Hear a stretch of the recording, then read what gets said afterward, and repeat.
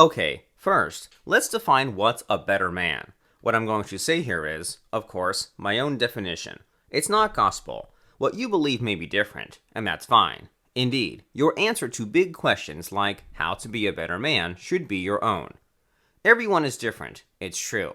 Here's the thing though, if you pay attention, you'll notice that successful guys have something in common, and it's this. They have a vehicle they ride to massive self-improvement. What's this vehicle? Well, it's something we use as a focal point for our time, effort, and energy. And as we develop better skills around the vehicle, the improvement spills over to the other areas of our lives. The question of how to be a better man is so broad it can be overwhelming.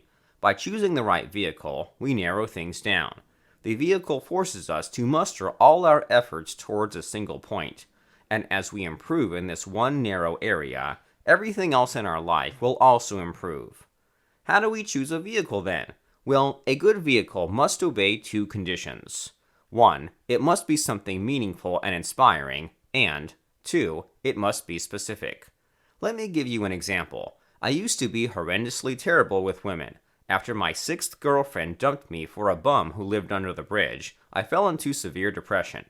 Promising myself to be better, I went on a desperate search for a solution.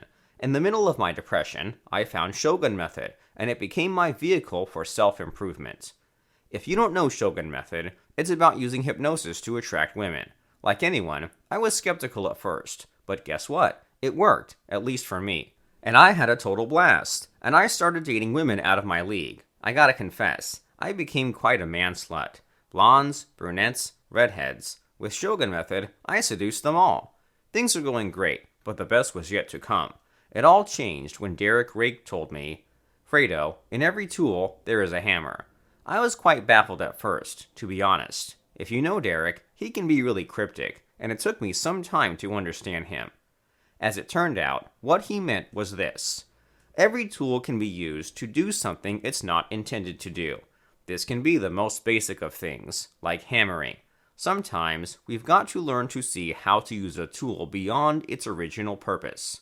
Shogun Method's original purpose is to seduce women with hypnosis. And so, I thought, could I use it beyond seducing women? And as it turns out, I could pretty much use Shogun Method on anyone, not just women. Seduction is, after all, a form of persuasion, right? So, out of curiosity, I used Shogun Method on other people. My coworkers, my boss, my family, and even the barber. And guess what? I found that if I could hypnotize a woman, I could hypnotize anyone. Look, I can't start to tell you how easy my life has been. People like and respect you more, and things get done more easily too. It's awesome. And here's the weird thing. I even tried to use Shogun Method on myself. I used to be a terrible procrastinator, and I would do things only at the very last minute. In Shogun Method, there's this thing called the classical conditioning and anchoring trick. I use it on my girlfriend to make her behave in a way that I want, and it worked amazingly well. And guess what? I used the same trick to change my own behavior, and my procrastination problem went away. So here's what I want you to understand. Success will always come to the man who acts with an unwavering focus in a specific direction, and the V, or the vehicle, will give you that focus. With the vehicle, you'll move with purpose and realize your full potential. Bottom line, to be a better man, use the right vehicle. One last thing to remember though. Choose your vehicle carefully, because if you do, you've already won half the battle. For me, I chose Shogun Method. It has helped me not just to be better with women, but to be a better man.